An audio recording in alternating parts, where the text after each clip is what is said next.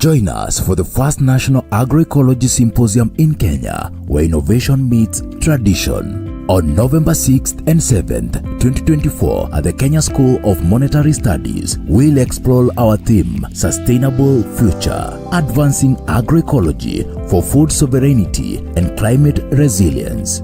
Our focus areas are policy and governance, agroecological practices for food security and climate resilience, finance and markets for agroecology transition, scientific evidence and innovation of agroecology, and women, youth, and PWDs in agroecology. Connect with leading experts, farmers, and advocates as we discuss practical solutions to ensure food sovereignty and tackle climate challenges. Whether you're a farmer, policymaker, or an advocate for sustainable practices, this is your chance to be part of a transformative movement. The mission is Pelham Kenya. We promote agroecological principles and practices among smallholder farmers and pastoral communities in Kenya. And these are the most vulnerable communities when we talk about the climate change, when we talk about food systems that are at crossroads, and when we talk about many vulnerabilities, including policy changes that affect the smallholder farmers. And there's a network. We are at the forefront, supporting the farmers in all the ways that we can. And of course, the food and agriculture must too change as the climate change is changing. And I see the great role of agroecology as a broad climate solution. So it's my hope that we shall be able to share our innovative ideas. We shall be able to freely network and be part of this solution of the climate crisis through agroecology. Because at the end of the day, in as much as agriculture, they have been contributing to climate change, we have to eat, and we have to do this in a sustainable manner. Don't miss out. Register today and help shape a sustainable future for Kenya. Together, we can cultivate change.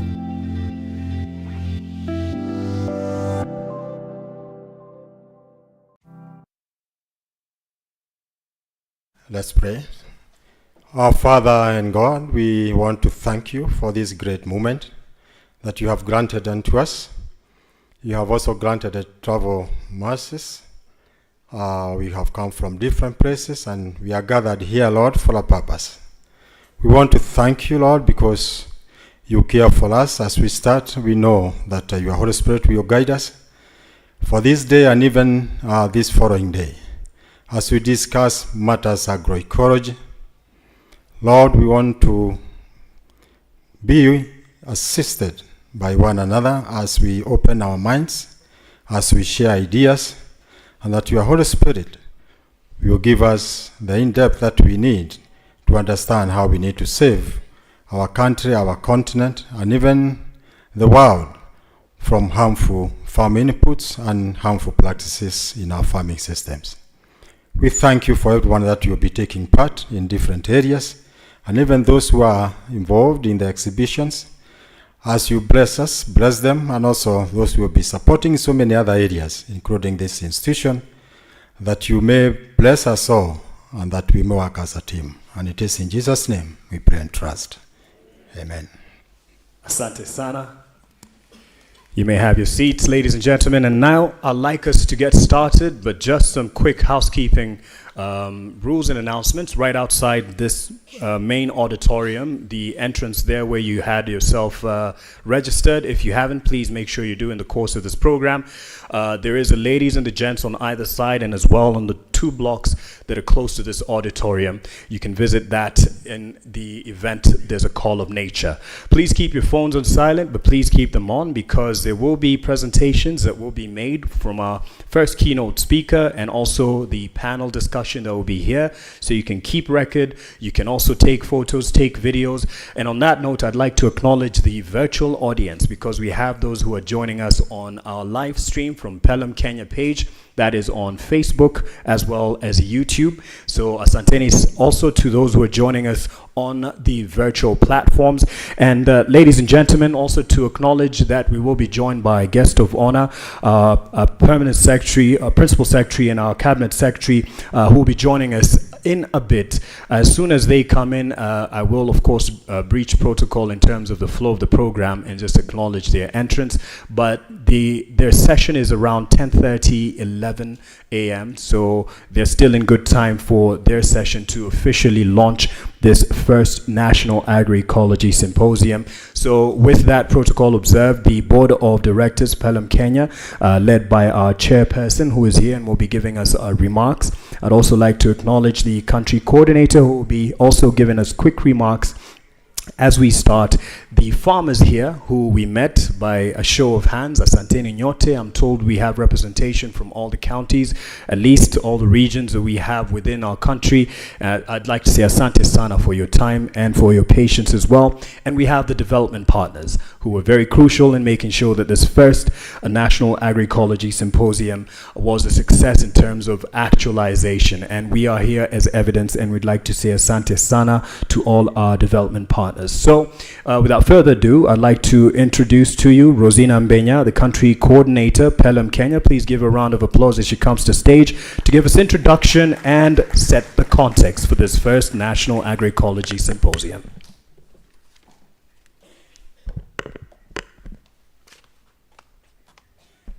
Thank you so much, Mark Masai, for that introduction. I'm happy to be here. And before we proceed, I want to greet you all. Good morning. Good morning. God is good all the time. And all the time, God is good. So thank you so much. My name is Rosina Mbenya. I work with Pelham Kenya as the country coordinator. And as Pelham Kenya, we are pleased to host this National Agroecology Symposium in the Kenya School of Monetary Studies. As Pelham Kenya, we are a network of civil society organizations. We stand with a membership of 63 member organizations across the country, and we are proudly reaching 47 counties of Kenya with about 1 million smallholder farmers, pastoral communities, and even the marginalized indigenous communities. We are working with them to deepen agroecological principles and practices for improved livelihoods. As a network, we are also at the front of issues of policy and advocacy, ensuring that policies that are being developed in the country, they are in favor of the smallholder farmers, and also they have an aspect of transforming food systems. As a network, we also have a lot of focus on capacity development and networking. We believe knowledge is a continuous process of learning, and we also focus a lot on knowledge management and communications. Currently, we have areas that we have of interest. As you all know, there's a lot of climate change issues, and one of our focus areas is climate change, trying to work on resilient farm systems, and agroecology is one of these resilient board solutions. We are also looking at issues of youth and women to ensure that we have a crucial number of youth and women being involved in agroecology, and also who are being empowered at community. And as well, we are working on sustainable natural resource management. Another important aspect is agroecological territorial markets, ensuring that we have local markets where communities are able to sell their products and really get empowered. So as a Pelham Kenya members, we are very, very proud of the work that all of us, even other stakeholders who are not within our network, we are also proud of the work that we have all been doing in the smallholder farmers. And just a quick look at why we did this symposium. For a long time as a network of Pelham, we have been doing the National Networking Symposium, and most of them have been within ourselves as a network. And at some point we felt there are many, many more stakeholders who are also equally into this space of agroecology. There are researchers, there are media people, there are private sector who have not had an opportunity to interact with our network members, and also to come together and cross-learn or share what we have been doing. And so we started brainstorming this, and with other like-minded organizations, we have been able to really come up with this first National Agroecology Symposium. And we are here to call and to share, to deliberate, and even to see what can we do? Because the food systems are at crossroads, and indeed we have many, many challenges, including land productivity, the challenge of climate change, we have poor soils, we have many, many challenges that the food systems are facing, and more so also environmental issues. The food systems that have been there, they have been degrading environments, and therefore we are here to share what have we been doing, to ask what are the challenges that are still existing, and to also look at what are the opportunities that still exist in various aspects, focusing one on policy and governance, looking at what policies are there, what other opportunities do we have, and what do we need to have good policies, and also that those which are implemented. And I'm happy because this time is an important time where Kenya is almost launching the National Agroecology Strategy for Food Systems Transformation this same month of November. And I'm also happy to note that several counties in Kenya have also been making strides towards agroecological policies, namely like Murang'a, which was the first one in Kenya to have an agroecology policy and act. And we have other counties like Vihiga, we have Busia, we have Kakamega, we have Makueni County, like Kipia, West Pokot, who have shown a lot of interest and some progress in the development of agroecology policies. The other aspect we want to look at is practices, agroecological practices that are climate resilient. And these include like water issues, water conservation and management aspects, soil health aspects, and other practices, including biocircular economy. So we have the exhibition that is going to be going on, but we also have plenary discussions which shall be taking place. We have the various abstracts that are being presented. We have also posters, and also learning from each other. Generally, we shall be able to deep dive into those aspects. And with that, I feel like we shall be able to take the next step. Sorry for that. We shall be able to take a bold step in ensuring that agroecology is taking a center stage in terms of climate negotiation. And as the climate negotiations actually start next week, I hope the Kenya delegates who will be going to the COP, you will be able to take the message that we have been here and we have been able to unpack what agroecology brings on board in terms of climate issues. We'll also be talking about women and youth. How many youth are here? Wonderful. So youth, I think in Kenya and generally everywhere, we have had a challenge of how do we engage youth in agriculture, how do we also handle issues of women. The women for a long time, they are still marginalized on issues of agriculture, so how do we take them at the front? So we'll also deep dive on that. And the other aspect that we shall be looking at is finance and markets for agroecology. And finally, we shall look at scientific evidence for agroecology. And more importantly for us is even aspects of participatory action research, farmer research, so that farmers and scientists now work more closely. So with that, I would like to really acknowledge the sponsors of this event, namely Tudor Trust, Porticus, Brave for the World, GIZ, Agroecology Fund, Swedish Society for Nature Conservation, We Effect, World Animal Protection, HIVOS, Action Aid, Ripple Effect, APHRC, BioVision Africa Trust, C4ECRAF, and Route to Food. Thank you so much for making this event a success. I would also want to recognize the planning committee members, Francis Shivonshi of BioVision Foundation. If you are here, you can just wave. Francis is at the back there.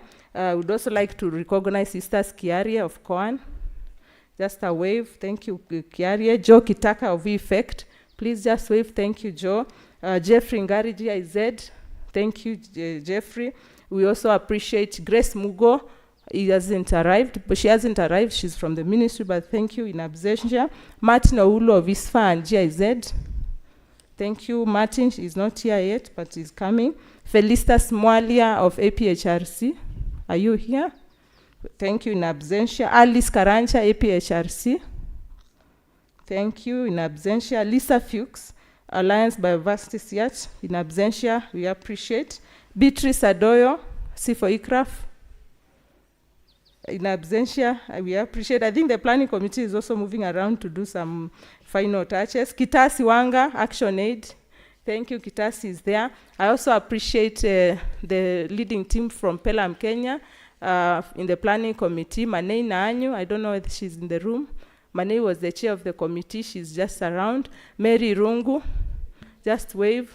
And Ratema Mora. Let us appreciate the planning committee kindly with a clap. Before I sit, I would also want to recognize the different kind of stakeholders. The farmers, I know Mark Masai have appreciated you, but feel very much appreciated. We also want to appreciate the various researchers who have come. We appreciate the private sector.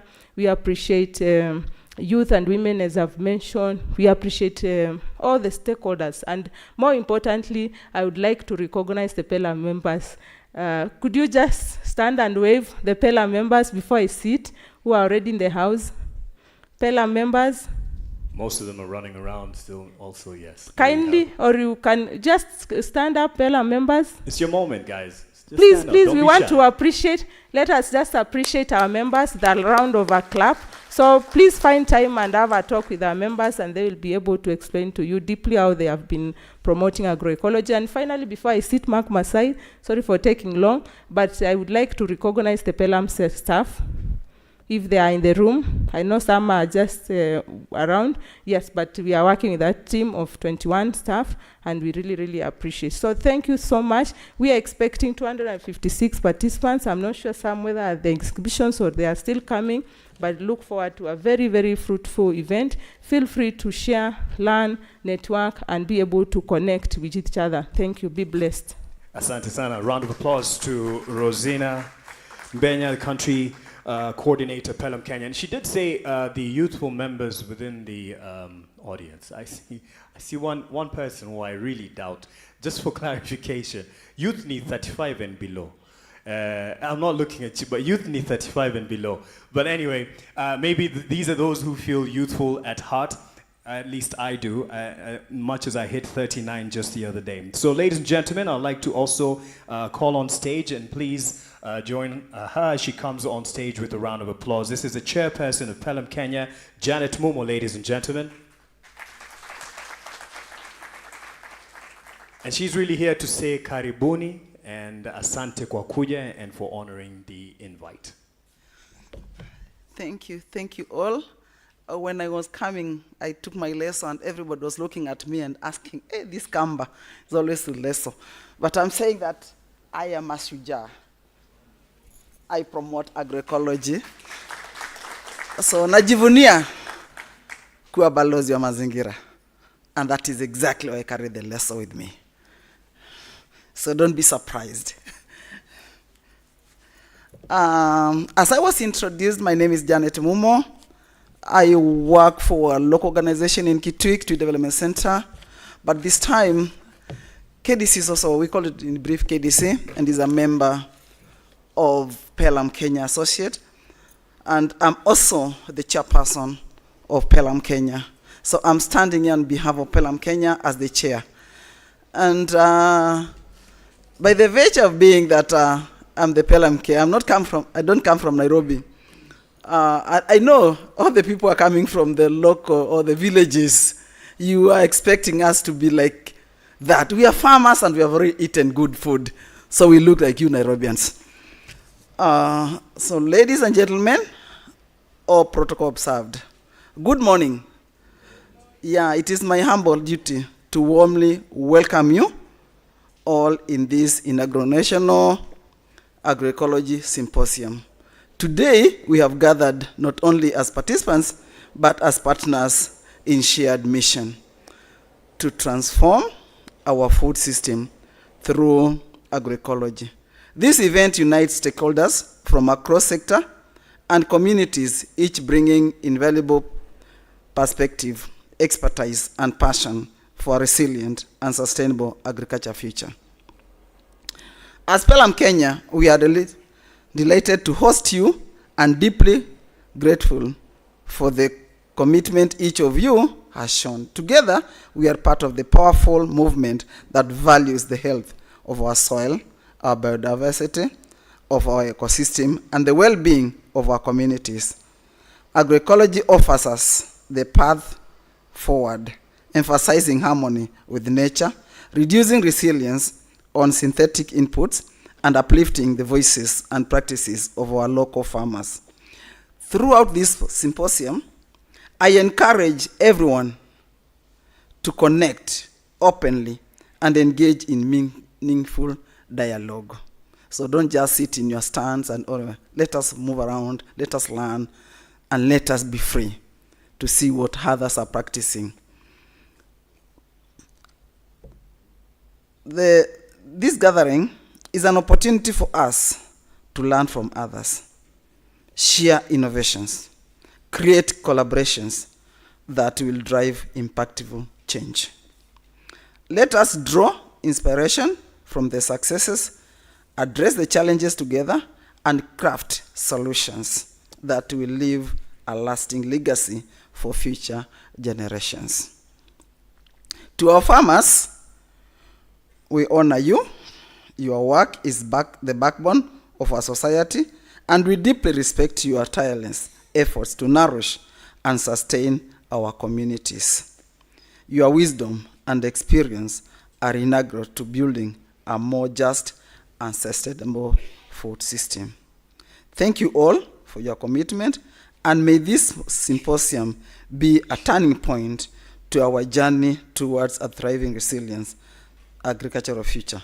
Let's make this moment count. We appreciate you, your presence. Again, I say karibuni sana na asante sana for making time to be here. Thank you so much to our chairperson, Janet Mumo, for that welcome remark, and also for coming on with something that is symbolic of what you stand for. Na kweli wewe ni shujaa na tunakushukuru. So ladies and gentlemen, to our first keynote speaker of the day, and as he makes his presentation, you'll be able to follow through what he has prepared. 50 slides, I'm joking, it's just maybe less than 20 slides, and this will be on participatory action research in agroecology, inclusive pathways for food systems. And this is by Professor Ernesto Mendez, co-director of the Institute of Agroecology, University of Vermont. And as I read his brief bio, I briefly read it, it's quite long, so as I read it, he'll come to stage. Ernesto Mendez is Professor of Agroecology at the University of Vermont, where he is the Faculty Director of the Institute for Agroecology, which was launched in 2023, and his research and teaching focus on agroecology, smallholder coffee systems, participatory action research, and transdisciplinary research approaches. He has over, this is for the youth, he has over 25 years of experience working with smallholder and indigenous farmers in Latin America and collaborating in agroecology efforts around the world. I think I'll stop there. It's quite long, and that's why he's our first keynote speaker. Ladies and gentlemen, a round of applause to Professor as he makes his presentation. Thank you so much. This one. Good morning. I was told I should say, I'm Jambo. First, thank you so much to the organizers and to the sponsors of this event for inviting me to speak. I work in the United States, but I'm gonna ask you to share with me my native language, which is Spanish. I'm originally from El Salvador, so let's see if the audience can learn some Spanish today. So it means good morning, so I'll say it first and then please say it back. Buenos días. Very good. Thank you, Matias. Yeah, so we can start now, please. So Rosina, thank you again for inviting me to give this talk. And Pelum was really interested in the area of participatory action research, which is something that is at the core of our work at the Institute for Agroecology. Next one, please. I wanted to first start talking about transformative agroecology. So the transformative part brings to it an aspiration. So we really are trying to make change. We don't want to just do research and learn, but actually take some action. And the way we do this is by trying to understand holistically what's going on in our food systems, in our agricultural systems, in our communities, and also integrating different forms of knowledge. So the knowledge that all the farmers in the room have, that local indigenous knowledge that you've carried for many times, and some of the scientific knowledge that the other ones in the room have, the researchers, the academic. So that's the way we see how we can begin this transformation for more just, more equitable food systems that are also ecologically sound. Next, please. So that transformation is at the top, and we are all starting from different places. In the US, we have this very industrial food system and agriculture, so we're gonna have to take some steps to get to a better place that are very different than some of the smallholder agriculture you have in Kenya, and where I'm from, in El Salvador and other places in Latin America. We're gonna have to take different steps. And we need to acknowledge that, because it's not gonna be the same for everyone. That said, we can all learn from each other as we're taking those steps towards these bigger transformation. Next, please. When I think about agroecology as a scientist, as an academic, I have been inspired by two places to draw knowledge from. The first one is nature. So understanding how nature works can really help us do a better agriculture, better practices, also better ways of connecting with some of the natural ecosystems that are still here. Next, please. The second inspiration and knowledge source for me is indigenous knowledge on agriculture, but also the culture and cosmovisions that indigenous people hold. You can see these three examples of indigenous systems from North America, South America, and Mexico, with the Milpa system right there. There's a lot of knowledge there that is very important for us to try to engage with the crisis we are all facing. And when we bring in scientific knowledge, next please, we can think about what we call a transdisciplinary approach, not only to research, but how do we understand the world? So at the university, the academy, we have different disciplines like agronomy, ecology, different types of social sciences. How can we bring those together with indigenous knowledge and local knowledge in order to move forward with these transitions and these transformations in agroecology? And the institute where I work, we're really trying to figure this out and do it in conjunction with farmers and other important actors. Next, please. And along those lines, the co-creation of knowledge, which is something that I heard spoken about quite a bit last week. We were in Kisumu, several of us here in the room, talking about inclusive farmer-led research and farmer research networks. So co-creating knowledge among different people. We are all different. I'm a scientist, but I very much appreciate co-learning with farmers. And the idea of co-creation is that we each have different knowledge, but if we come together and do it together, we might come up with something that individually we don't have. And I very much appreciate this, and this is something that is at the core of participatory action research. Next, please. So participatory action research is an approach, I like to say, to doing research, and very simply said, is doing research with people, for people. And many times it involves a researcher. It doesn't have to. Maybe an organization can do its own research with other actors. But the idea is to engage in a process where you're doing research, reflection, and action. Those three dimensions are very important in this process. And I have personally been inspired by the work of Paulo Freire and other Latin American participatory action researchers who really try to bring this approach to support communities that have been oppressed or that are marginalized as a way to support them in their own empowerment. So when you look at this very messy diagram, I include it for a reason, because these PAR processes tend to be messy. And what you see is those research, reflection, and action components are all over the place. Sometimes they can happen in parallel. Sometimes you do one first. The circles represent decision points. That's when all the actors come together, reflect on what has happened, and decide what's going to happen next. That could be maybe taking an action. Enough research is what a lot of farmers say. Let's do something. Or it could be, we don't understand it that well anymore. Let's do more research. Or we could just reflect and say, this is not working. Maybe we should take a break. So this has served us really well in our work. And I want to move on to give you some examples. Next, please. Oh, no, I'm sorry. I'm going to give you some key considerations. That is why I like to have the presentation here. The first one is, it is really hard to do this work if the parties are not committed to co-creating knowledge and co-learning. So this means that a lot of us who were trained in Western science have to open up and decolonize the way we do it and really value and respect indigenous knowledge and the way people do things. We call this epistemic justice, which is also a way of saying, bringing value to knowledge that has not been recognized. Western science has taken a position of superiority in many cases that we need to work on so that we can value different types of knowledge more on a horizontal level. And the other one is to acknowledge power dynamics. What is our positionality? I already told you I'm an academic, that I'm from El Salvador, that I have privilege, that sometimes race relations and gender relations are difficult. We need to acknowledge that at the beginning so that they don't come up later in the process and maybe bring the process down.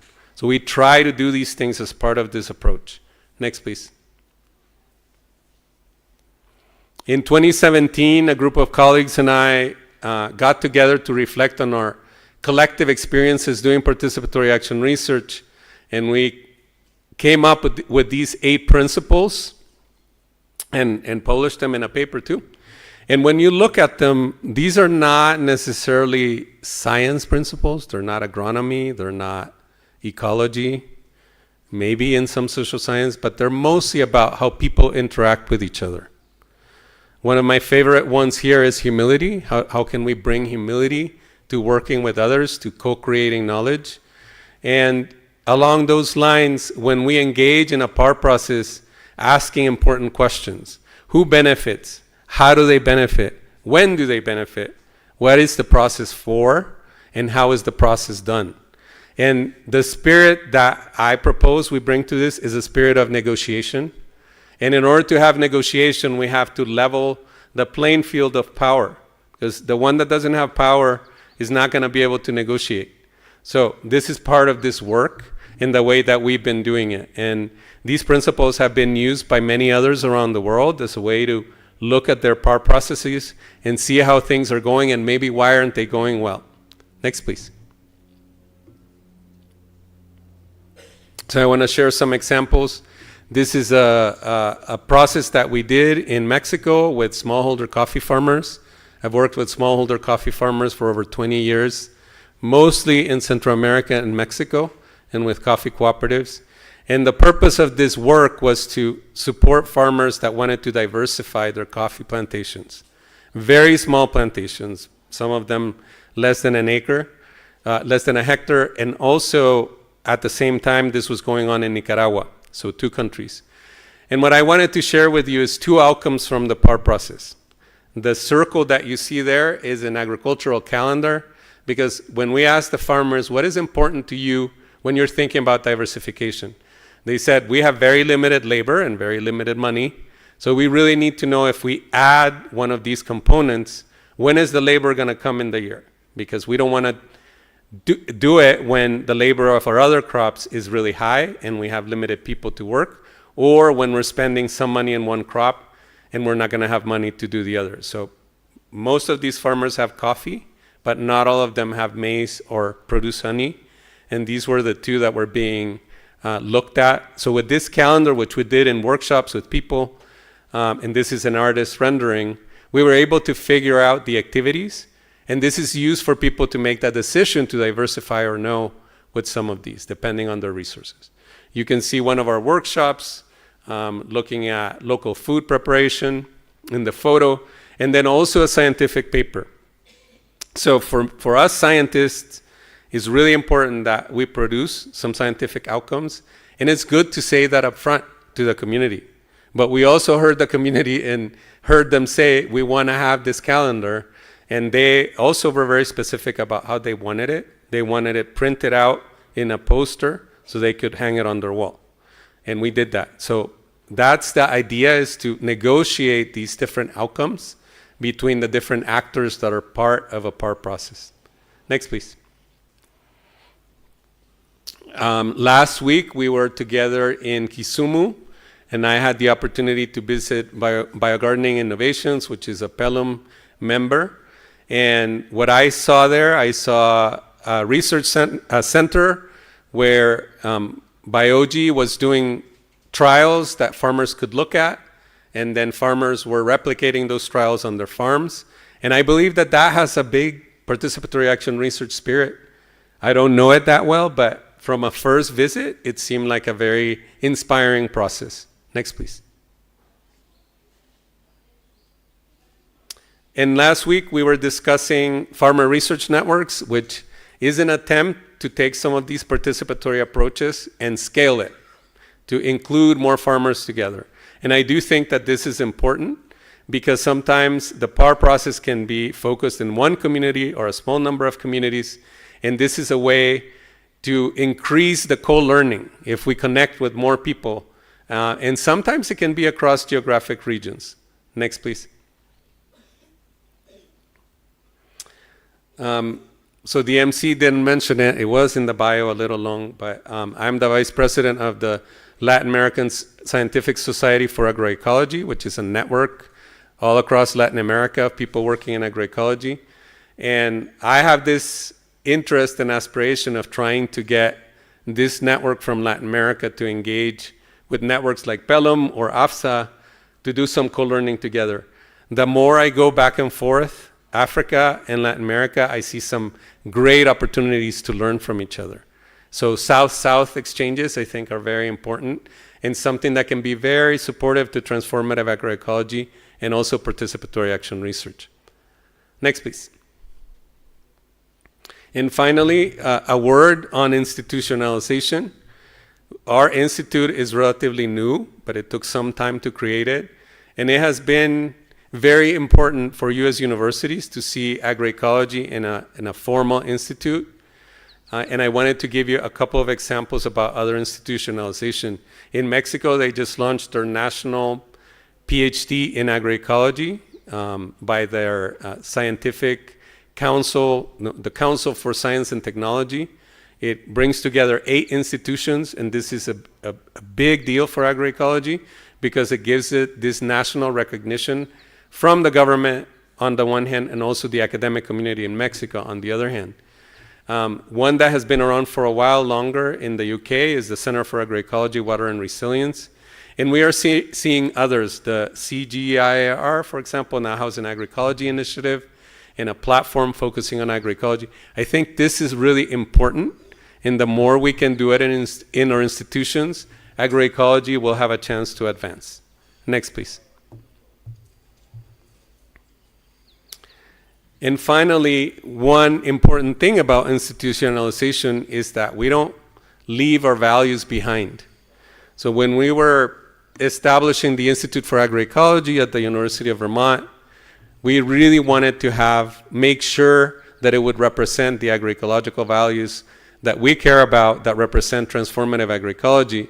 So we propose to be guided by 3 pillars. The first one is, I would call it deep transformation, so looking at structural and systemic issues as part of the work we do. The second one relates to the stock, is how we do the research we do. It's transdisciplinary and through participatory action research. And the third one is on centering equity. What this allows us is that any project or any collaborator that wants to work with us, we will say, like, are you aligned with these values? Because we are, and we really would like to continue to work with these. And sometimes it's not possible to partner. And it wasn't easy to get through the university administration, but being able to establish an institute that has these values is really important for the work that comes ahead. Next, please. MC, am I keeping with time? Asante, thank you very much for your attention. Mm-hmm.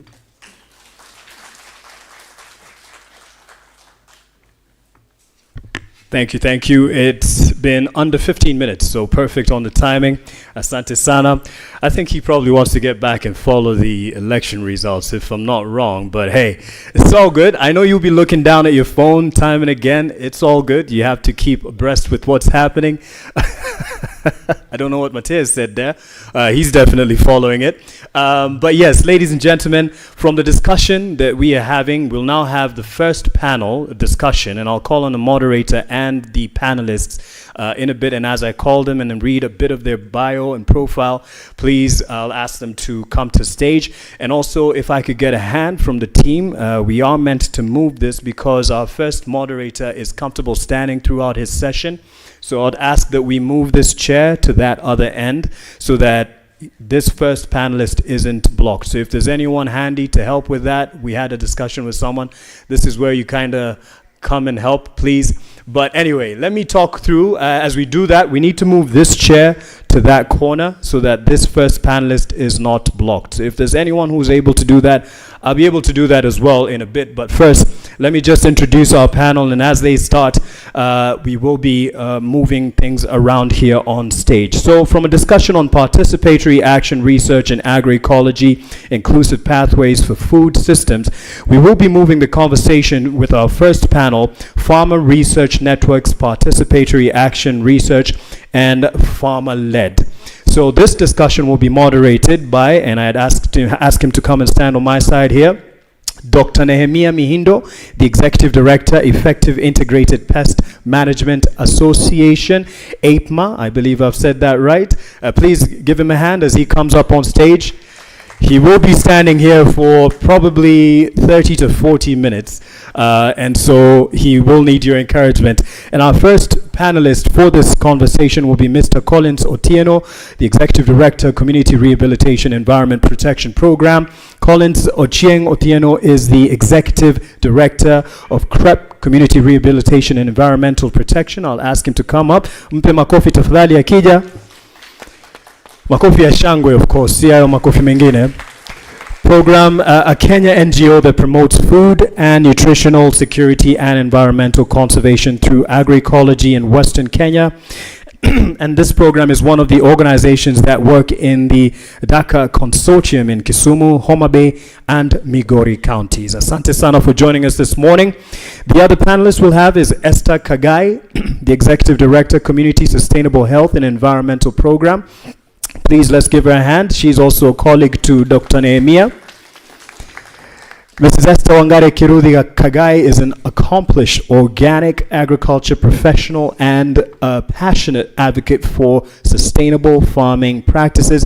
She is the founder and director of the Community Sustainable Agriculture and Health Environmental Program, an organization dedicated to promoting organic farming, environmental health, and community empowerment. And next we'll have Nicholas Siano, Executive Director, Dryland Natural Resources Center.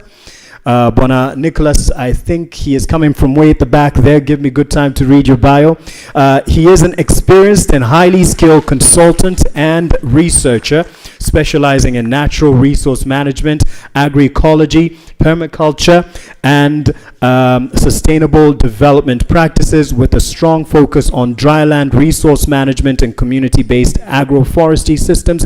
He has contributed significantly to a wide range of projects aimed at improving food security, climate resilience, and sustainable land use practices in East Africa. And as you've seen, Bwana Nicholas is a man who finds his own way. As you could see, he didn't use a stage, he used this. Asante sana, you're the people we need in this space. Daniel Nyambok, you're next. Executive Director, Agriculture Improvement Support Services. There he is, give him a hand, tafadhali. And he is the Director of Agriculture Improvement Support Services, PBO based in Homa Bay, has a background in agribusiness. He has a solid experience in project planning, management spanning over 15 years. Daniel, 15 years. Wow, okay.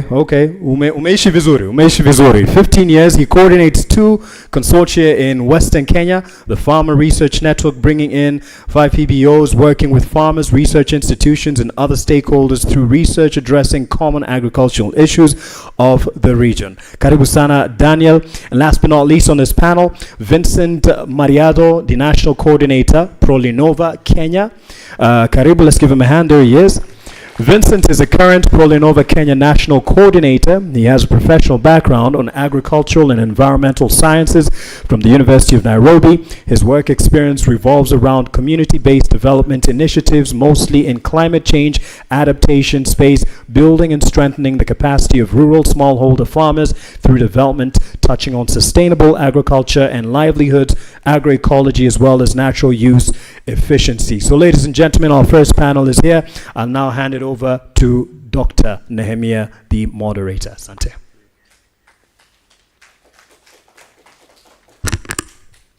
So good morning. Good morning. Yes, I'm happy to be the first moderator in this session. And as the MC has said, my name is Dr. Nehemiah Mihendo. I work for an organization called Effective IPM Association.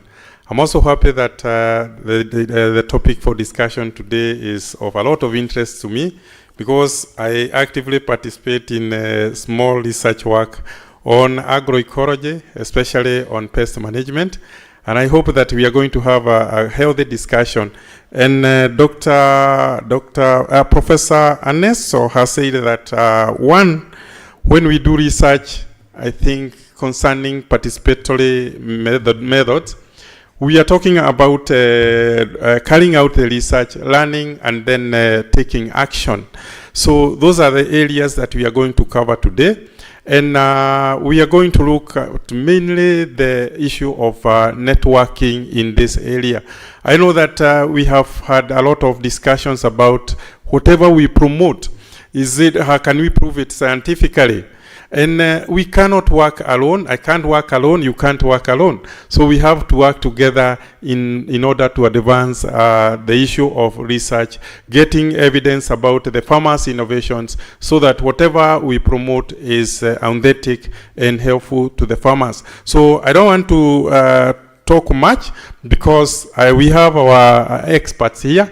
I know that they have a lot of experience, especially almost all of them are participating in participatory research and are working with the farmers and are have experiences around the challenges that farmers are experiencing.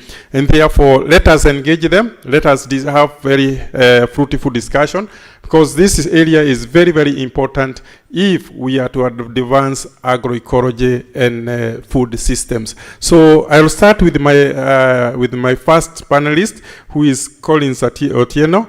And my first question is, how do farmers' research networks, participatory action research, and farmer-led innovations complement one another in achieving sustainable development? Bwana Collins Otieno.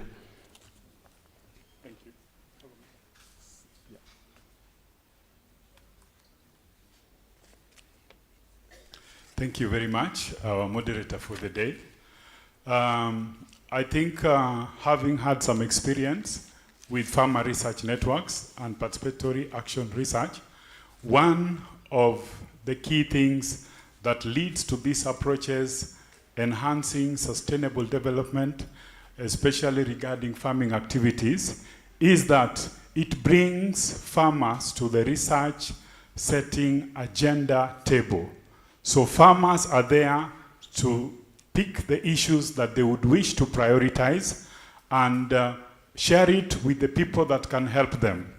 Number two, when we are talking about farmer research networks, it means that the farmers are also involved in bringing in their key innovations, and these key innovations are protected, and they are recognized, and they are tried alongside other technologies. For a long time, farmers have been dumping place of technologies that have come from other places, our extension, and we are victims of this also as a non-governmental organization that are involved in community development and more so working with the smallholder farmers.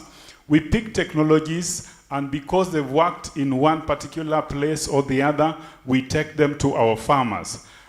This farmer research networks tries to change this paradigm so that farmers, one, we don't just take anything to them.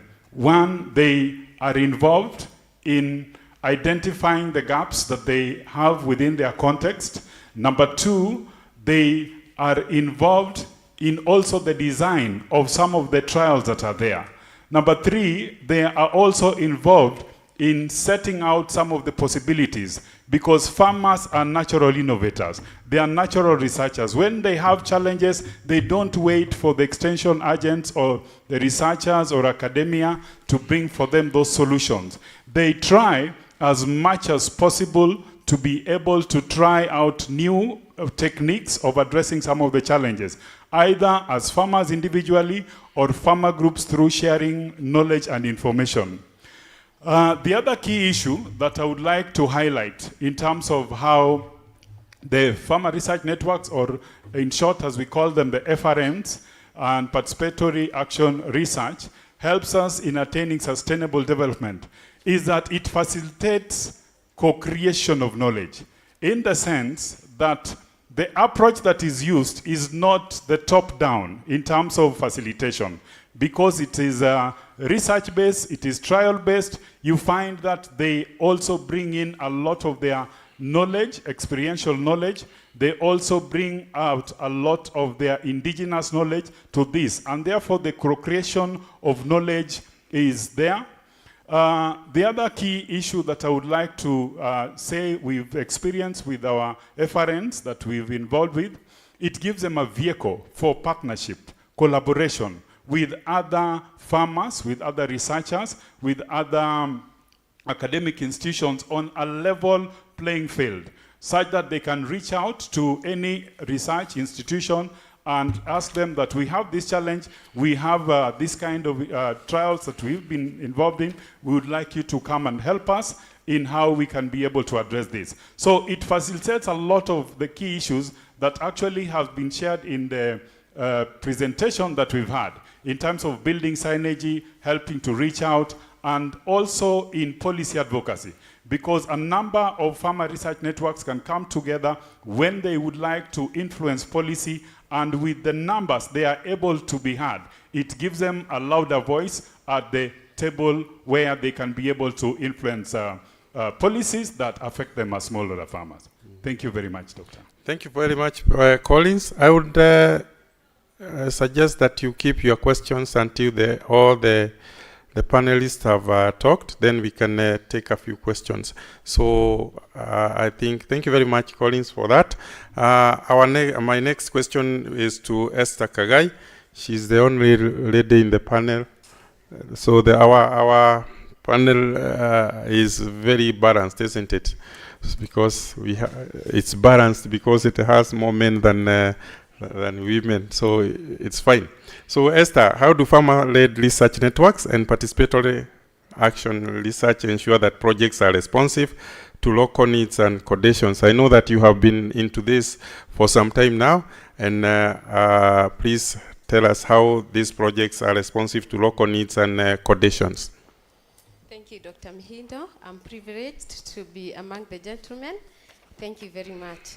Now, farmers-led research means that this gives the farmers that opportunity to become the experts, researchers, and that gives them a high value that brings a good outcome.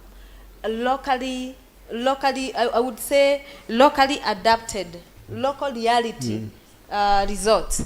Number one, when you bring that farmer as a farmer researcher who is a local person in that area, they bring in a lot of information, a lot of things from the area of agroecology, from the practices, from the type of soil, from the IPM level, the sources of water that is available there. So when the researchers come, their work is very easy. It is only to come in and work with the farmers to come up with the knowledge or to co-create that knowledge, as my colleague was talking about. Again, that experimenting gives them a lot of learning. They learn from the researchers, they learn from other collaborators, and they are empowered. They feel empowered. In most cases, you'll find that even after the project, you'll find farmers still continuing to do the experiments. Out of that empowerment, they will still innovate some new things from their own knowledge. And so that is another plus. So when we are doing research with the farmers, another thing is that the feedback that we get from the farmers is very, very important in the research. And it gives flexibility, especially when we are doing the co-design with the farmers or co-creation of this project. It gives some level of flexibility to adapt to the local situations. And so the research, in the long run, the research will remain very, very relevant to the area, bearing in mind that the kind of agriculture we are dealing with nowadays is very dynamic in nature. So the farmer needs to keep on to adjust every time. The other thing is that the levels of adoption. The levels of adoption of the research goes high. When you involve the farmer, meaning the farmer from the beginning knows what happens. He has been in the process throughout. So the levels of adoption goes high, other than when you come with a kind of research and you give them to test on. That one is not highly adapted as this one when they're integrated in the co-designing. All in all, I would say giving the farmers that opportunity to feel valued, to feel as an expert, to become a farmer researcher, gives them a big opportunity to explore the world, to explore a lot of practices, especially in agroecology. Thank you. Thank you, Esther. I think she has said it all, and that we are talking about the farmers, and Collins has talked about the issue of co-creation, the issue of ownership, and she has emphasized on the need of farmers being involved and getting to appreciate what has been done.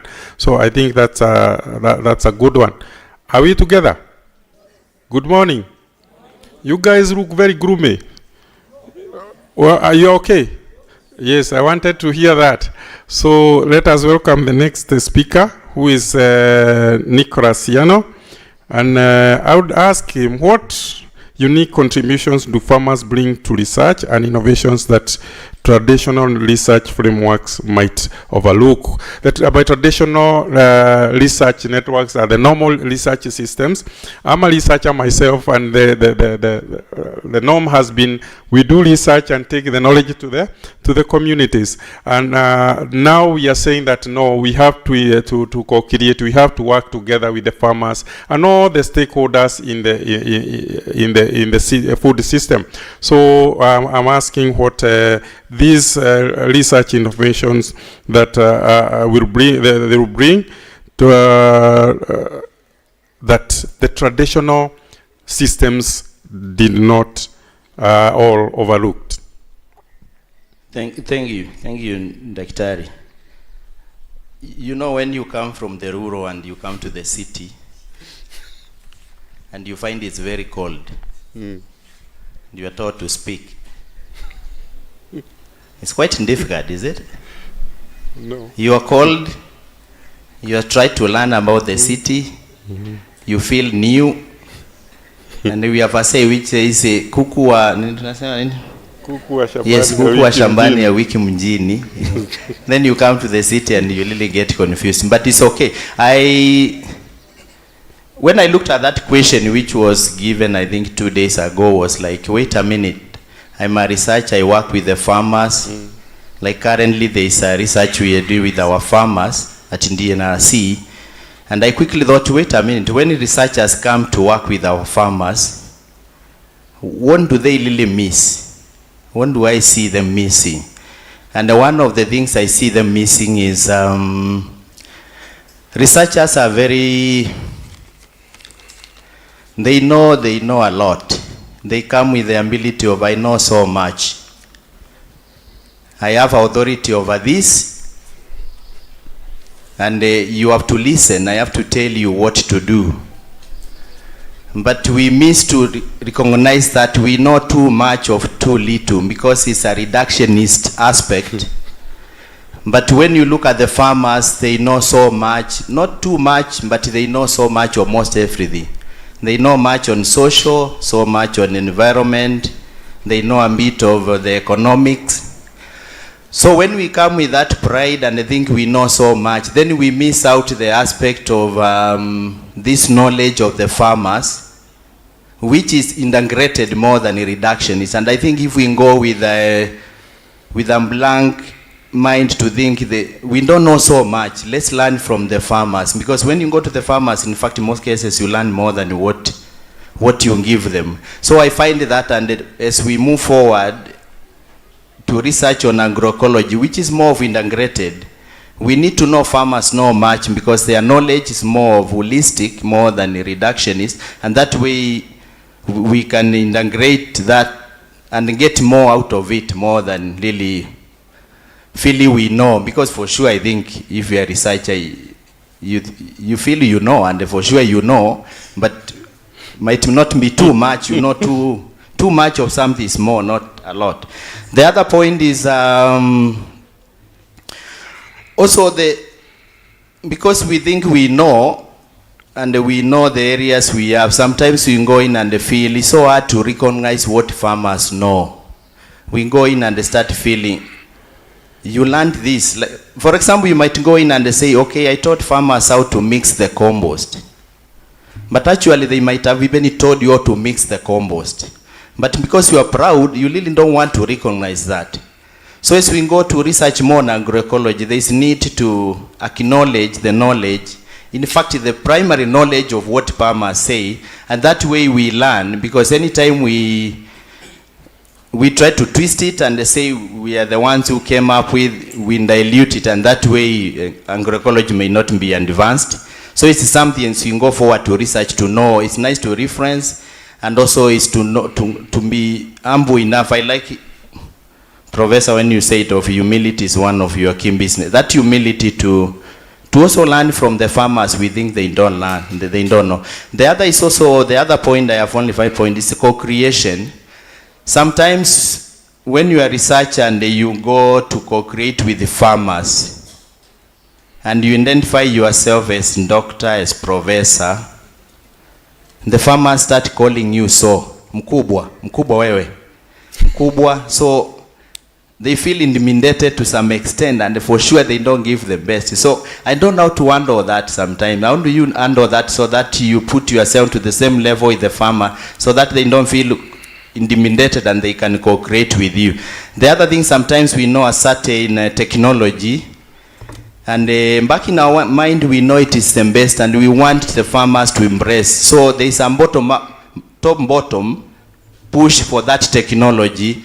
But I'll encourage as we move forward to research more on this, to think of what the farmer to be at the center. What does the farmer think about this problem?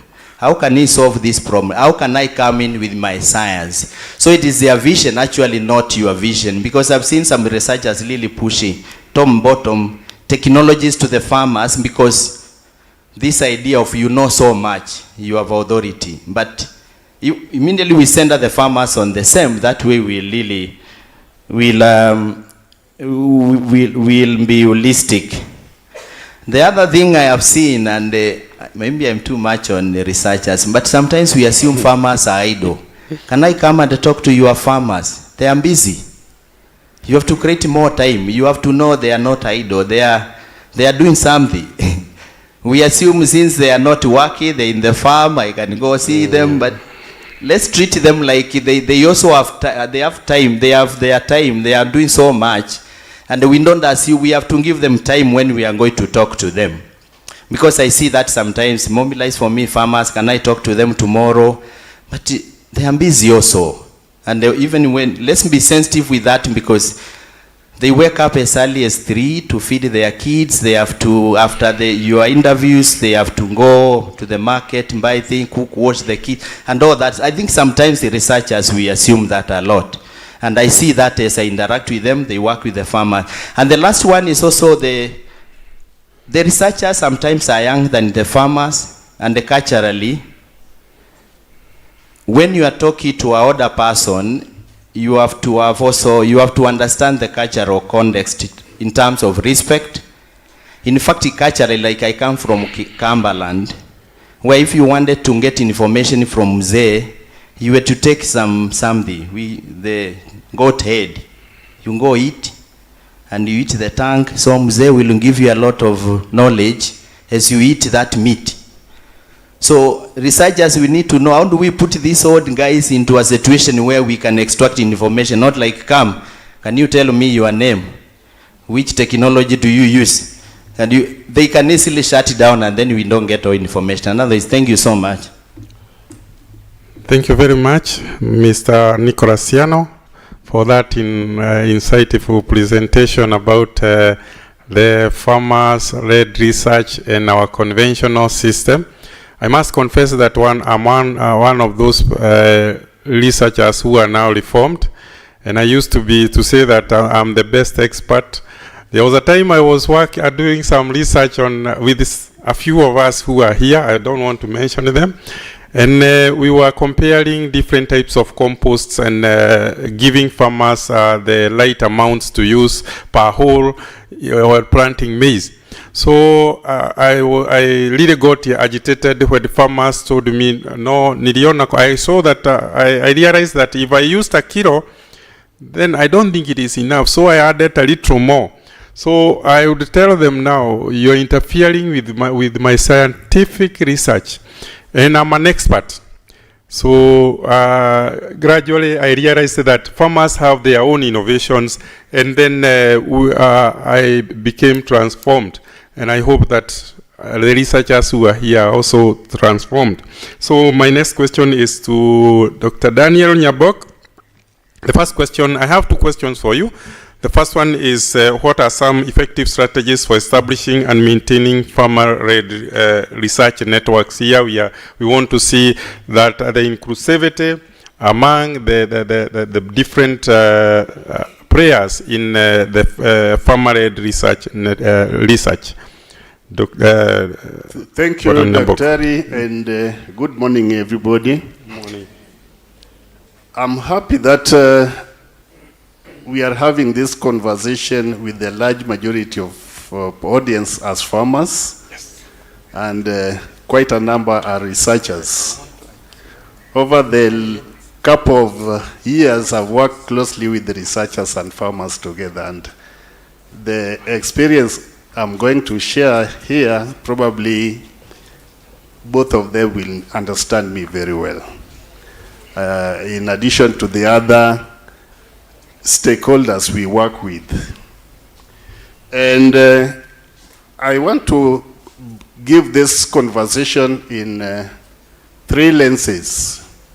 We are working with farmers who are doing research, and in that engagement there is a network, and all these components have their own dynamics.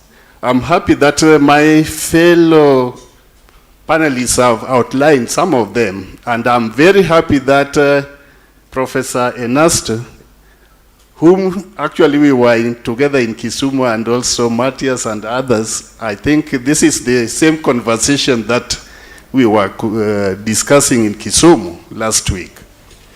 And establishing and maintaining a farmer research network actually is very key in the whole process of co-creation. I want to bring it in the concept of co-creation. And I have probably around 8 to 10, maybe some of them I'll discuss in deeply, maybe some of them I'll just highlight. The first thing, when we look at the context of the farmer, and I don't want to maybe say that this is maybe something that is actually brought forward by the researchers. The farmer interest is very key when we are involving them in research. And I like some of the writings from Professor Inasto, and I would invite you to read much of his work. I know he has published a lot. But I want to borrow something from Robert Chambers, whom I was also at one time a student of Robert Chambers. And the big question which he was asking when we are doing participatory action research is, whose interest are we trying to bring forth? So the farmers have got their own interest, which they want to actually follow through, and this one can actually make them interested in actually doing research or working together with others. The moment we are not actually considering their interests, then we lose them. The second one is, are they included in the research, or are they just participants? I know from the previous methodologies of doing research, the scientists would come and probably the farmers would be just involved in maybe a bit of data collection, doing the labor and providing the land without seriously getting inclusive in the research. So these are key issues that we must be able to address, and out of my experience, I think working together in this is really very key. The other one is respect and trust building. Are we valuing our farmers, their knowledge? Farmers have got vast knowledge, and I am happy that my fellow panelists have outlined this. Yes. So this one we really need to keep close when we are working, trying to establish and maintain the relationship working with farmers.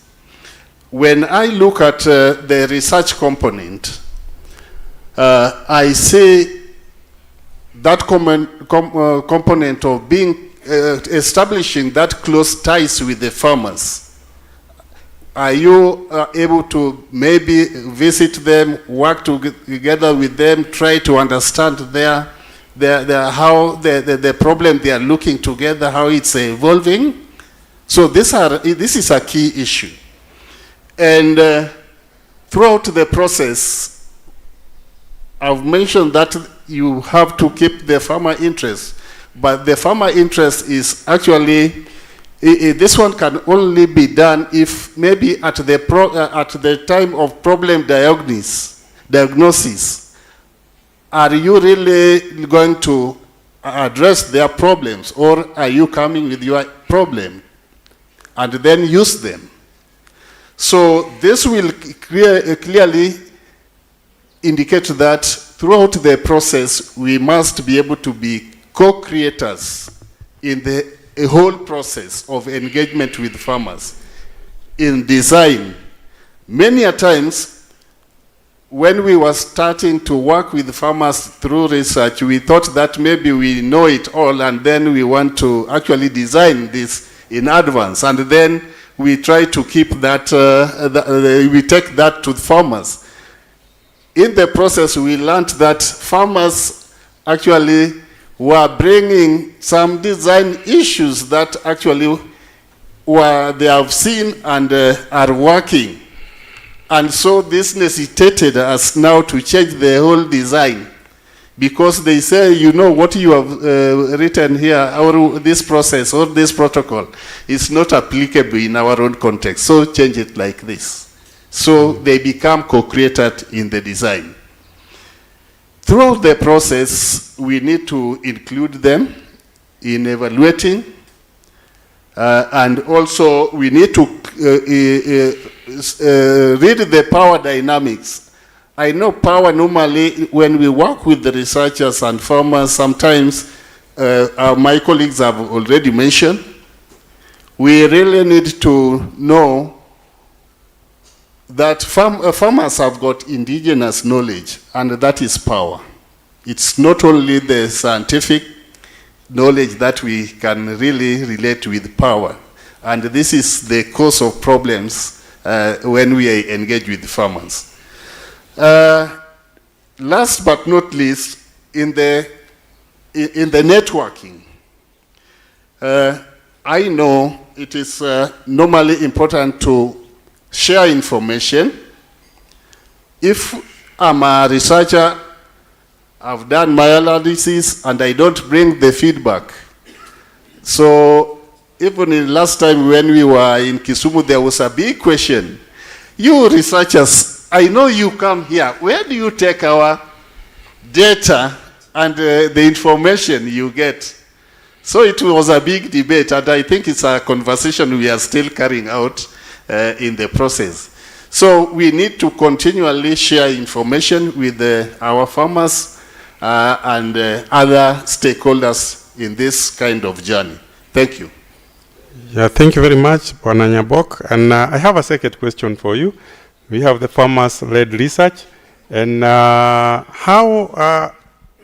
what do you envision would be the future of farmer-led research? And secondly, what changes would be inevitable in order to make it effective? Thank you, Dr. Nehemiah. I think the whole concept of visioning, I know all of us here have our own vision, the way maybe this conversation, what this conversation can lead to.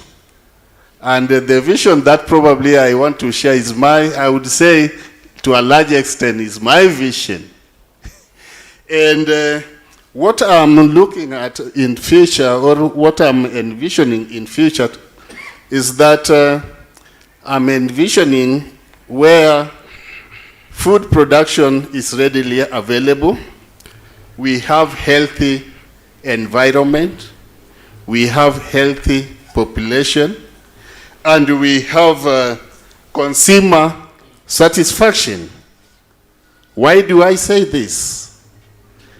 Because the whole, if we have seen, even in our own villages, and with the coming of the climate change effects, we have seen that farmers to a large extent,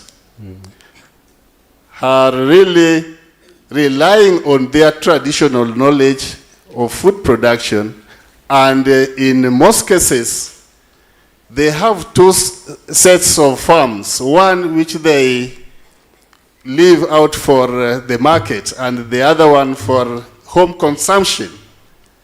And if you visit your village, you'll realize that food availability throughout the year actually comes from the indigenous knowledge or indigenous methods of production. Dr. Nyabok, just summarize because of time. For that particular case, this indigenous food production comes with the benefits of healthy food. And this also translates to a healthy nation. And the consumers will be more satisfied. You can see what is happening now in our food eateries. People are now moving towards indigenous foods on the table. Why is this? Because I think there is that consciousness of health, and I envision that if we produce food agroecologically, then we see a healthy environment, a healthy population. Environment will not be affected by the industrial chemicals. Thank you. Thank you very much, Bwana Nyabok. And my last questions to Vincent Maliadho. What are some of the challenges in scaling up farmer-led research and innovations, and how can this be addressed, just in a summary? And then the last one, I'll ask you too. How can policymakers better support farmer-led research networks and innovations in agroecology? Just in a summary, because the MC is on my neck about time.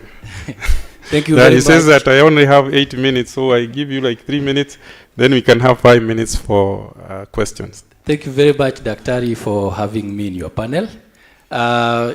Sometimes very difficult to talk the last person, but I'm very thrilled that we have so many converts, especially on acknowledging the invaluable contributions of smallholder farmers in keeping the world very healthy and well-fed.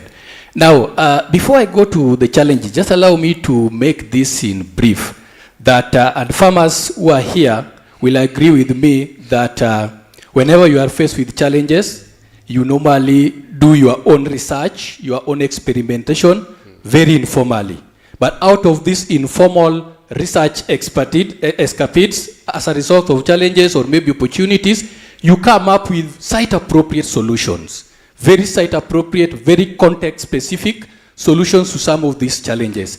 And these solutions, which in other quarters are called homegrown solutions, can as well be considered as local innovations. Now, in the context of farmer-led research, it is therefore very much appropriate that the practitioners in the agricultural research and development space should be taking up these particular innovative solutions in a multi-stakeholder platform approach to co-create solutions, to develop them further together with the farmers, keeping the interests of farmers, the aspirations of farmers, and the desires of farmers at the forefront. But now again, this now moves me to the challenge, especially in promoting farmer-led research approach. The very first challenge that I would mention, there are quite a number, but because of time, allow me to mention a very few. The very first challenge that I will mention is the professional attitudes.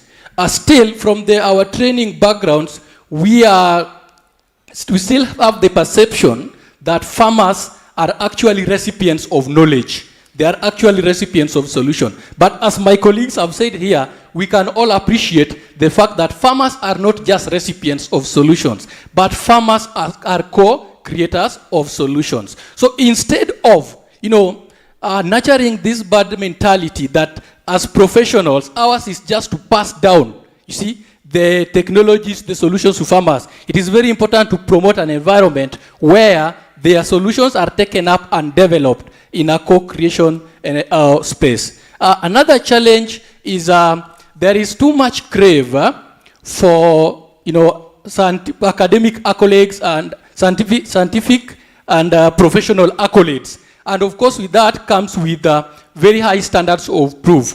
So we find that scientists mostly we crave to have the scientific accolades. We want to see how many scientific journals we have published. So instead of focusing on the farmers' needs, bettering or improving on the farmers' knowledge, we only invite farmers to talk about their innovations. We invite them to talk about their solutions. Then we take up these solutions and use them as a vehicle for proving our own concepts, which are now publishable in academic journals. And finally, in terms of challenge, we are still, again, most scientific or rather agricultural research and development professionals are still glued on the trickle-down effect, where solutions are tested or technologies are tested in the laboratories and then are passed down to the farmers without even contextualizing their efficacy. So if there is, there is appreciation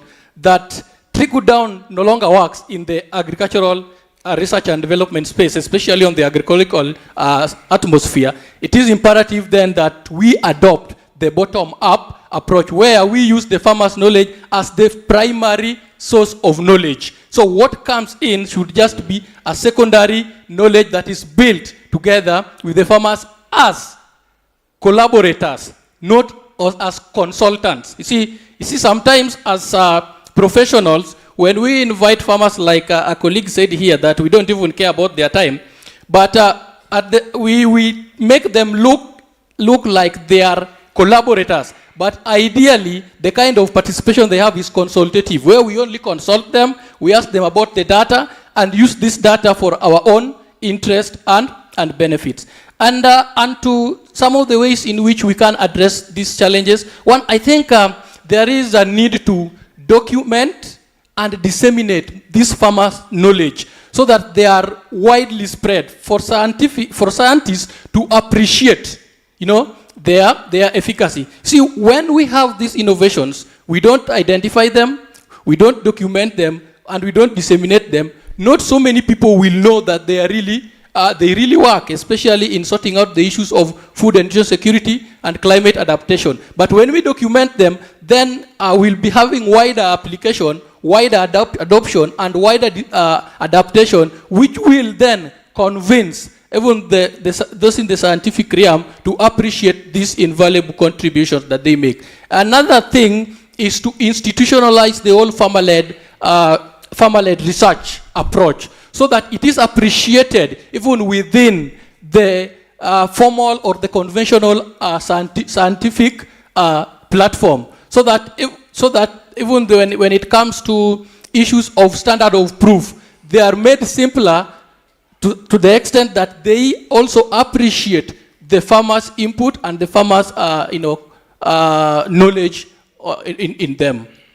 And finally, as a solution, there is also a need to involve, the students, especially those across all levels of studies, because these are the future professionals that we are sending out to work with small-scale farmers. It is therefore very important that we make them collaborate with farmers to appreciate the experiential knowledge and technological innovations that farmers have in sorting out their day-to-day challenges. Thank you. Thank you very much, Vincent. I think he has done it well, and we also need the right policy environment so that whatever we are doing is accepted right from the bottom up to the top. So it will be important to involve everybody in formulation of policies that are conducive to do farmer-led research. I think because for the interest of time, I will encourage like 2 or 3 questions, then we can stop it at that. My MC is on my neck. So 2 or 3 questions from this side. I could bring a mic to you. Just raise your hand. I'll locate you if you have a question. Question, comment. Observation as well. Observation. Yeah, you can make the breaking news that Donald Trump seems to be winning. He's declared victory already. Thank you so much, panelists, for this presentation. I think it sheds more light on participatory action research. I'm Olivia Atieno. I work for development in gardening, and I understand the unique participatory approach of research, where farmers are not the end users, but also co-creators of innovation. So I'm just curious to hear your experience on actually, maybe in short, what do we measure? What aspects of agroecology do we measure in this kind of research, and how does it relate to some of the areas that we can call impact areas? Let's say issues of food security, issues of climate resilience, and maybe incomes, such. Thank you. Please mention where you are directing your question, who the panelists. I think it applies to so many of the panelists. Anyone who can. Okay, that's the first question. Okay, we can have. We can only it's good to say one person. To give an opportunity for someone else to ask. And any takers for that question? Raise your hand as I give it to the next person.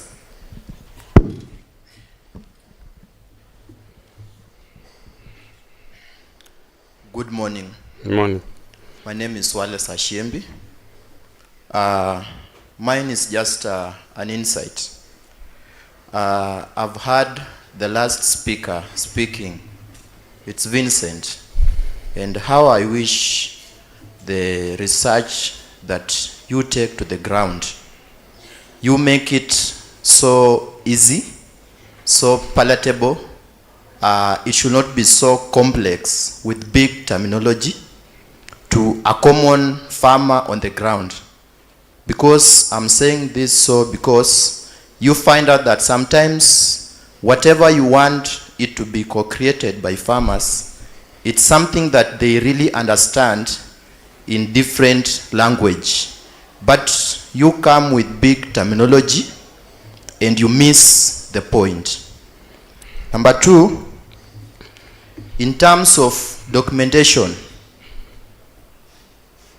we do need to have a hub that has the information of what has been researched before, now, and what our friend said in the future, that what we are thinking to achieve, so that this can help even others for reference, and also not repeating same things, bringing them back to the community.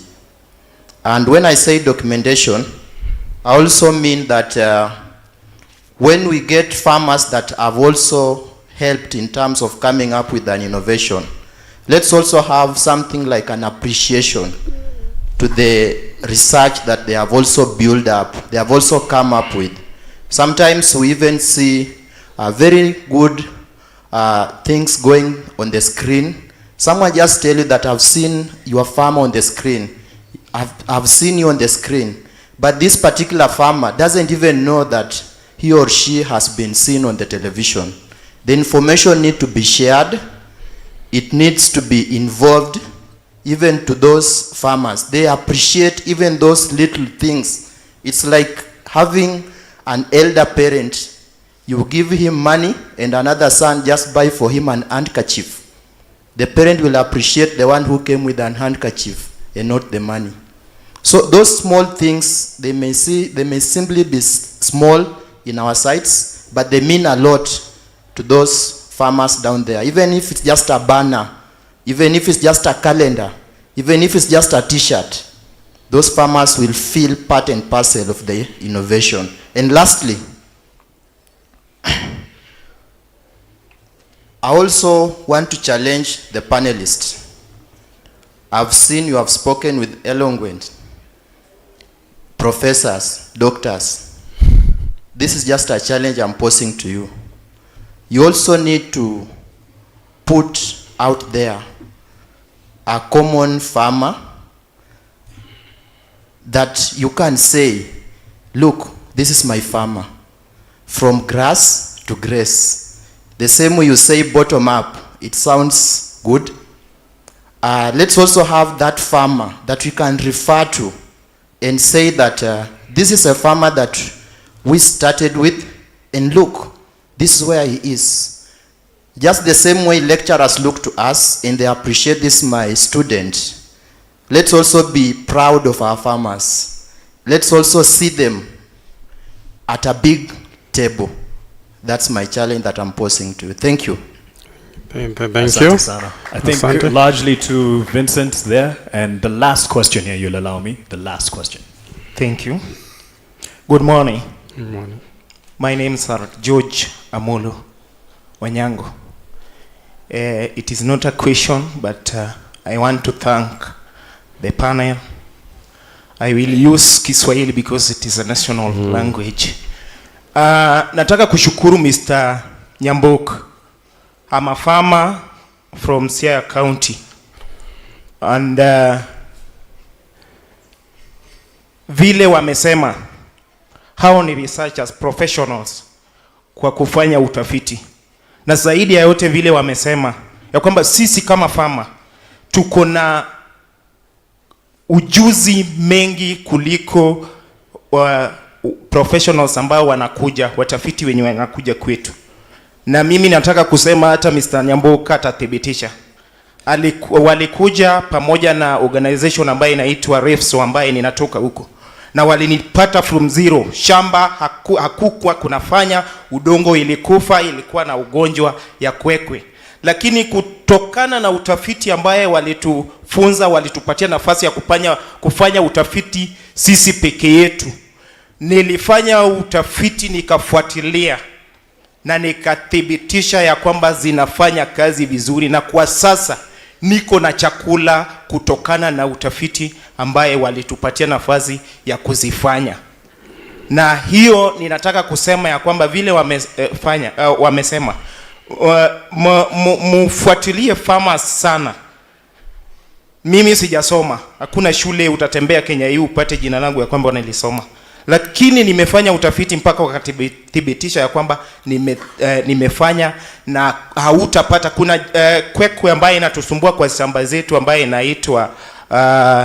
inaitwa striga. Yes, striga ni problem Siaya County as a whole, na mimi nimefanya utafiti kulingana na zile vifaa ambazo tuko nazo huko, na nikatibu shamba yangu ikapona, na mimi mwenyewe nikapona. Sasa nimeishi kwa maisha mazuri, niko na good health. Asanteni sana. Thank you. Thank you very much. Yes. For speaking on our behalf.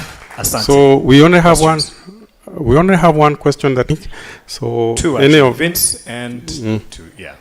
Yeah. Okay, thank you very much. Just a quick one. Actually, his was more of an insight. Yes. And I think because of time, we had to summarize everything. You know, having farmer-led research is a whole approach in the agricultural research and development, and summarizing it within 3 or so minutes, you end up leaving a lot of issues.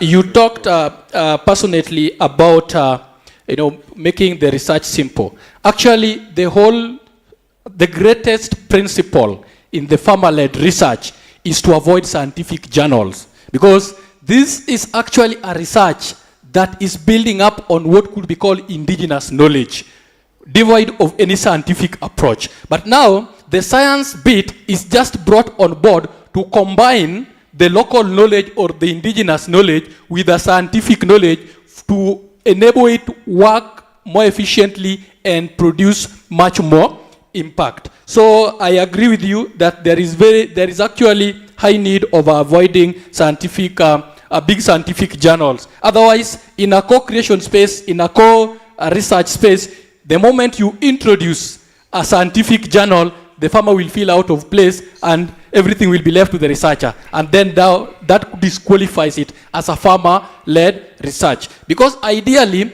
the role of the researcher in the farmer-led research is actually to facilitate the process. It's more of a co-driver's seat, but the real driver should be the farmer. This is because the research is founded on farmers' own solutions, which a farmer has been doing on experimentation in informal way. And another thing you talked about is recognition.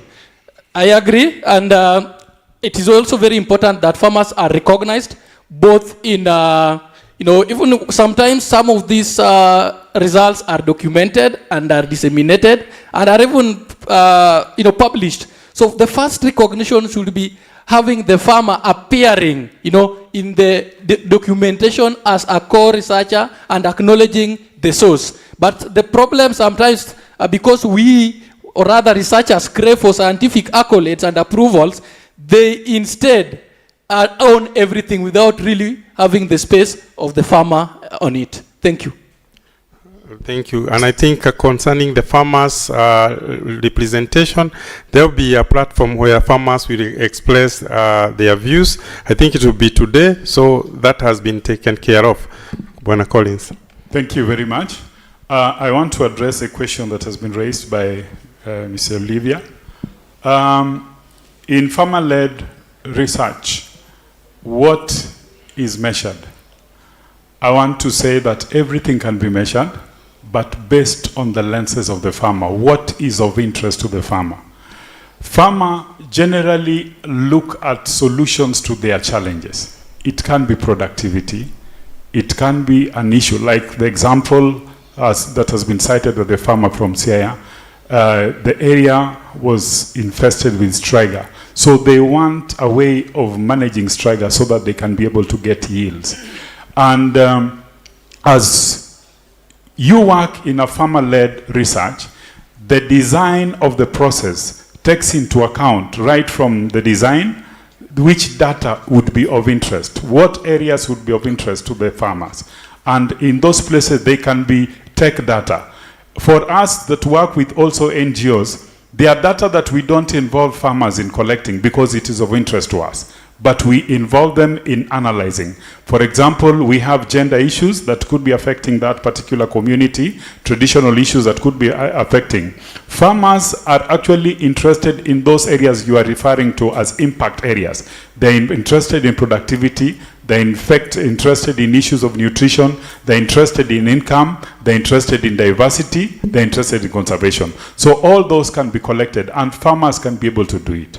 Thank you very much. Thank you very much, Bwana Collins. I think they have done a very good job. So give them a hand of applause, please. A better one. Yes, they have done it, and I think the discussion will continue. So I want to stop it at that because for the interest of time, and I want to thank everyone for listening to us. And I know that this is the way to go. And we should all be transformed, including the policymakers, so that they give us good policy environment that we can work aloud. So thank you very much, everyone. And I wish you good deliberations during this day. Thank you very much. Asante sana to Dr. Nehemiah. Please stand in the middle. I believe the photographer would like to capture this, just the first panel, with your moderator right in the middle. Whoever's behind the camera giving you this opportunity to take this picture.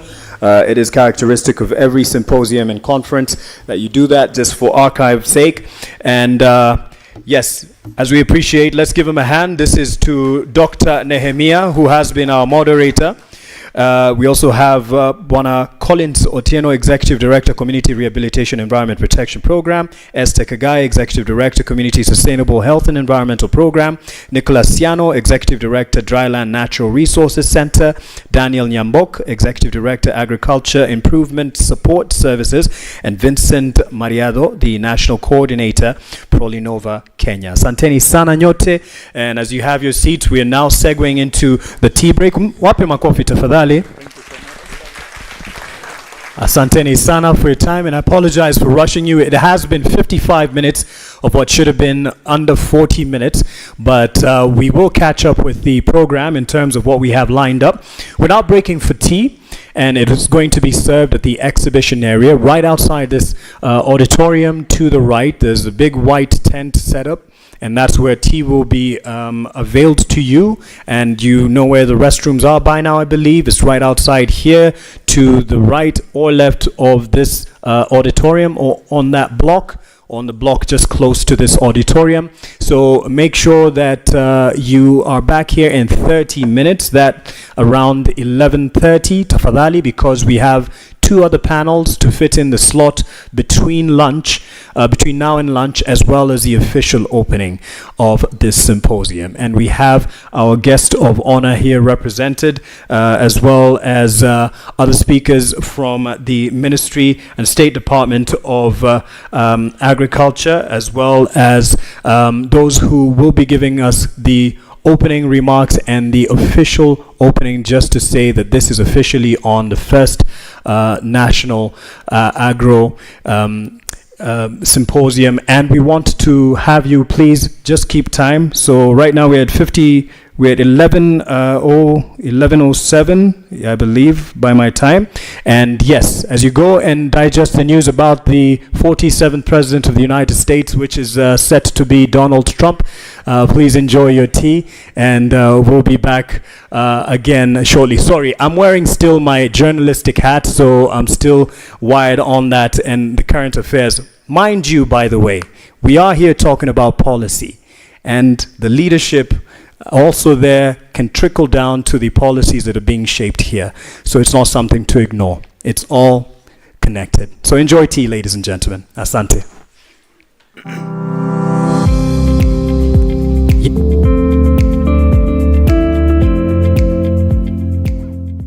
Join us for the first National Agroecology Symposium in Kenya, where innovation meets tradition. On November 6th and 7th, 2024, at the Kenya School of Monetary Studies, we'll explore our theme, Sustainable Future, Advancing Agroecology for Food Sovereignty and Climate Resilience. Our focus areas are policy and governance, agroecological practices for food security and climate resilience, finance and markets for agroecology transition, scientific evidence and innovation of agroecology, and women, youth, and PWDs in agroecology. Connect with leading experts, farmers, and advocates as we discuss practical solutions to ensure food sovereignty and tackle climate challenges. Whether you're a farmer, policymaker, or an advocate for sustainable practices, this is your chance to be part of a transformative movement. The mission is Pelam Kenya. We promote agroecological principles and practices among smallholder farmers and pastoral communities in Kenya. And these are the most vulnerable communities when we talk about the climate change, when we talk about food systems that are at crossroads, and when we talk about many vulnerabilities, including policy changes that affect the smallholder farmers. And as a network, we are the forefront, supporting the farmers in all the ways that we can. And of course, the food and agriculture must too change as the climate change is changing, and I see the great role of agroecology as a broad climate solution. So it's my hope that we shall be able to share our innovative ideas, we shall be able to freely network and be part of this solution of the climate crisis through agroecology, because at the end of the day, in as much as agriculture, they have been contributing to climate change, we have to eat, and we have to do this in a sustainable manner. Don't miss out. Register today and help shape a sustainable future for Kenya. Together, we can cultivate change.